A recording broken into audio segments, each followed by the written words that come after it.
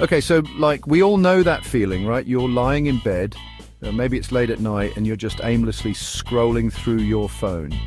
It's almost like a ritual at this point. You're scrolling through TikTok, Instagram, Snapchat, or whatever your go-to app is. The endless feed of videos, memes, and stories just keeps you hooked.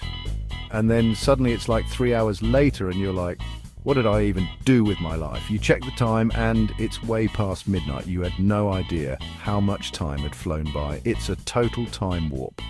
1 minute you're just checking a couple of posts and the next thing you know, hours have disappeared. It's almost like you were in a trance. And for teens, don't even get me started. It's like their phones are an extension of their hands. They're constantly on them, whether they're alone or even hanging out with friends. They're like glued to their phones 24/7.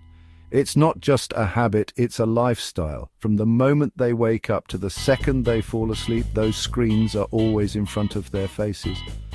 But here's the thing. Too much screen time can seriously mess with their sleep, their mental health, even their grades. It's not just about wasting time, it's about the impact it has on their overall well-being. So, if you're a parent or like a concerned friend, I've got you. It can be tough to get through to them, but there are ways to help them find a better balance. We're about to dive into 10 tips to help teens chill out on the screen time and live their best lives.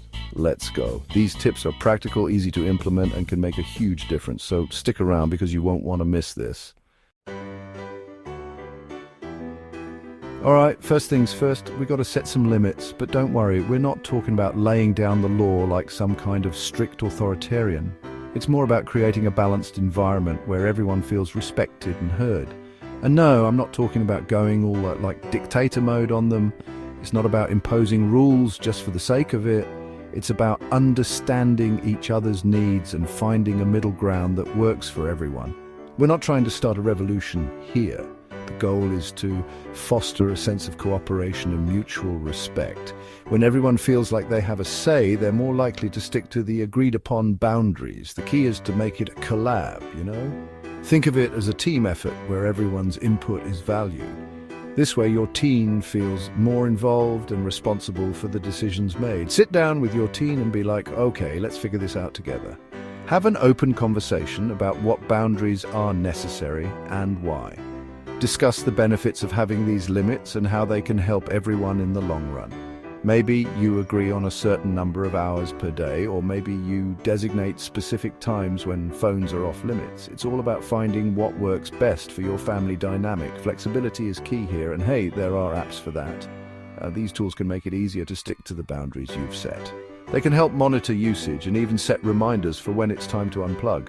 Screen time for iPhones, digital well-being for Android. They're like your new BFFs. These apps provide detailed insights into how much time is being spent on different activities, which can be a real eye-opener.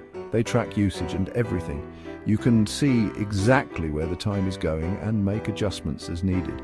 It's all about creating a balanced digital life that supports your overall well-being. Okay, hear me out on this one. Digital detox days. I know it sounds kind of intense, but trust me, it's a game changer. Pick a day like Sunday and make it a completely tech-free zone. No phones, no tablets, no laptops, and nothing. At first, everyone's going to be like, I'm bored! But that's the point. Boredom sparks creativity. Break out the board games, go for a hike, actually talk to each other. It's like a family bonding experience, but without the awkward car ride. Okay, this is a big one. If you want your teen to spend less time on their phone, you got to give them something else to do. And I'm not talking about like staring at a wall. I'm talking about finding their passion. Maybe it's playing guitar, maybe it's painting, maybe it's building a robot army. Whatever. The point is, when they're genuinely interested in something, they won't even miss their phone. It's like magic, but not really. Chapter 4, Screen-Free Zones, because some places are sacred. Let's talk about boundaries, people, and I'm not just talking about emotional boundaries, although those are important too. I'm talking about physical boundaries in your house. The dinner table, sacred, bedrooms, no phone zone after a certain hour, and don't even get me started on studying. Listen, I get it. Phones are distracting. By creating these screen-free zones, you're basically setting them up for success. Plus, it's a good excuse to actually talk to your family. Chapter 5. Be a role model. No pressure or anything. Okay, this one's for the parents, guardians, or like anyone who interacts with teens on a regular basis. You might not realize it, but your actions speak louder than words. Teens are incredibly perceptive and they pick up on the smallest details. You know how they say, "Do as I say, not as I do"? Well, that phrase might work for younger kids, but when it comes to teenagers, it's a whole different ball game. Yeah, that doesn't really fly with teenagers. They can see right through any hypocrisy, and it often leads to eye rolls and head shakes. They're like little detectives, always watching and observing. Every move you make, every word you say, they're taking mental notes. So if you're constantly glued to your phone, they're going to think it's cool. They might start to believe that being on the phone all the time is the norm, and they'll mimic that behavior. But here's the thing, it's not cool. It sends the wrong message about priorities and can lead to unhealthy habits. It's actually kind of a bad look. Teens can sense when something isn't right, and they might lose respect for you if they see you constantly distracted by your phone. So, put down your phone, engage in some real-life conversations and show them how it's done. Lead by example. Show them the importance of being present in the moment. Whether it's during family dinners, outings, or just casual hangouts, make an effort to be fully engaged. This not only strengthens your bond with them, but also teaches them valuable life skills. Remember, being a role model isn't about being perfect. It's about being authentic and showing them the way through your actions. So no pressure or anything, but your teens are counting on you to set the right example. Chapter 6, IRL Hangouts. Remember those? In the age of social media, it's easy to forget that, like, real people exist outside of our phones, but trust me, they do. And they're way more fun to hang out with. Encourage your teen to, actually call their friends, make plans, and go do something outside. Remember bowling or laser tag? Those were the days. The point is, face-to-face interaction is crucial for social development. Plus, it's a good excuse to get out of the house. Chapter 7. You know that little red notification bubble that pops up on your phone? Yeah, that thing is evil. It's like a tiny little monster that's constantly screaming for your attention.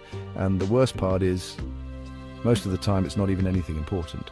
So do yourself a favor and turn off those bad boys. I'm talking about everything. Social media, games, even text messages, unless it's from me, obviously. You'll be amazed at how much more peaceful your life is without those constant distractions. Okay, this one's a classic parenting move, but it works. Instead of just giving your teen unlimited access to their phone, make them earn it. Did they finish their homework? Boom, an hour of screen time. Did they unload the dishwasher without being asked? Another hour. It's like a win-win situation. They get their precious screen time and you get a clean house and a slightly less stressed out teenager. All right, this one's important. Blue light from screens can seriously mess with your sleep. And we all know that teenagers need their sleep even if they don't think they do. So set a tech curfew at least an hour before bedtime. And no, scrolling through TikTok in bed doesn't count as winding down. Encourage them to read a book, take a bath, or listen to some calming music instead. Trust me, their sleep and their mood will thank you. Okay, last but not least, the most important tip of all, talk to your teen. And I don't mean like a 5-minute lecture about the dangers of screen time. I'm talking about a real honest conversation. Ask them about their favorite apps, what they like to watch, who they follow. Listen to their perspective, share your concerns, and work together to find a balance that works for both of you. Remember, it's not about demonizing technology. It's about using it in a healthy and mindful way. So there you have it, 10 tips to help your teen chill out on the screen time and live their best life. And remember, it's not about being perfect, it's about progress, not perfection. Some days will be better than others, and that's okay. Just keep the conversation going, be patient, and don't be afraid to hide their phone every once in a while. I'm kidding. Or am I? But seriously, you've got this. Now go forth and conquer the digital world, or at least find a healthy balance with it.